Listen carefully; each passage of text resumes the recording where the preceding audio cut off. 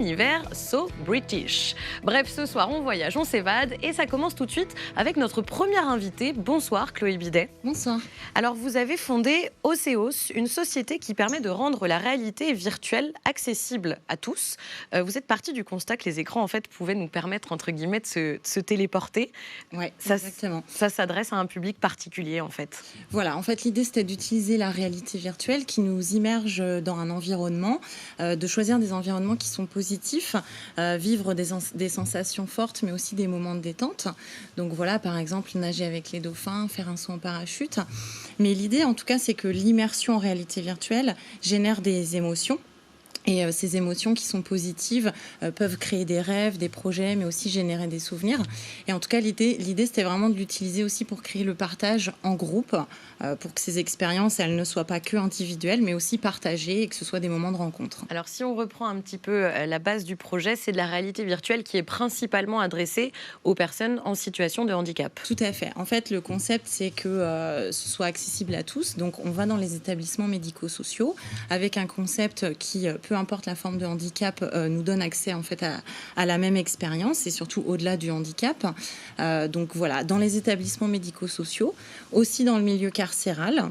Et puis sur des événements tout simplement qui accueillent tout public avec voilà, la volonté en tout cas de provoquer la rencontre.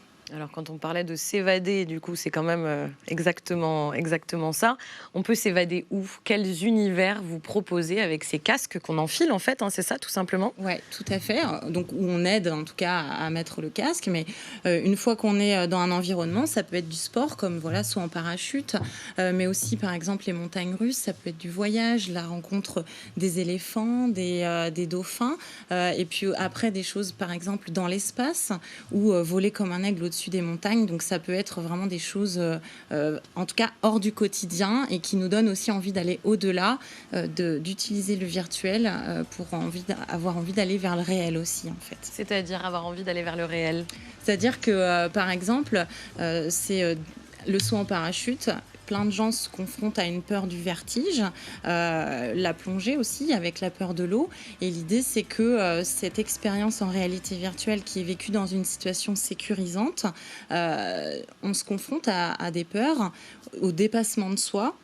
Et bien souvent, il arrive que les gens se disent « Ok, en fait, moi aussi, j'ai envie de un jour faire un saut en parachute, par exemple. » Combien d'univers vous proposez au total?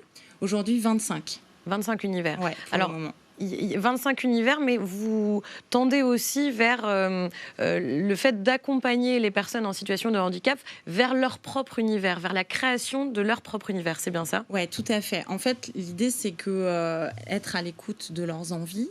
Donc, par exemple, une idée qui est d'aller à la ferme, par exemple, en tout cas d'avoir des vidéos sur la thématique de la ferme. L'idée, ça a été de co-créer avec eux, d'écrire le scénario, de les faire participer à l'élaboration d'une vidéo. Ça peut être aussi en étant acteur dans la vidéo. J'ai réalisé une expérience de wakeboard avec des personnes à mobilité réduite.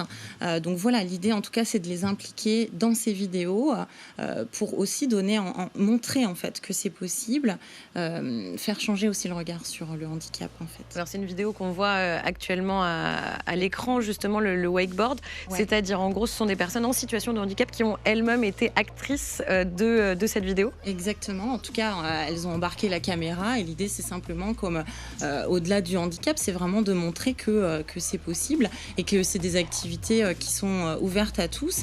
En tout cas, à partir du moment où on en fait un rêve, on peut le plus facilement le réaliser, en tout cas se donner les possibilités d'aller vers les acteurs qui proposent des expériences adaptées à tous. Et en un mot, du coup, où vous intervenez ? Dans les établissements médico-sociaux, foyers de vie, maisons d'accueil spécialisées, résidences, mais aussi sur des lieux inclusifs comme les médiathèques, milieu carcéral, donc les prisons. Et puis l'objectif demain, c'est aussi de permettre l'allocation de casques à domicile pour un partage plutôt en famille, entre amis, voisins. Donc là, via Ulule, en ce moment, on a une campagne de financement participatif où on peut dès à présent louer un casque à la maison pour tout simplement vivre des rêves, s'évader ensemble. Super, merci beaucoup Chloé d'avoir été avec nous ce soir. Merci à vous.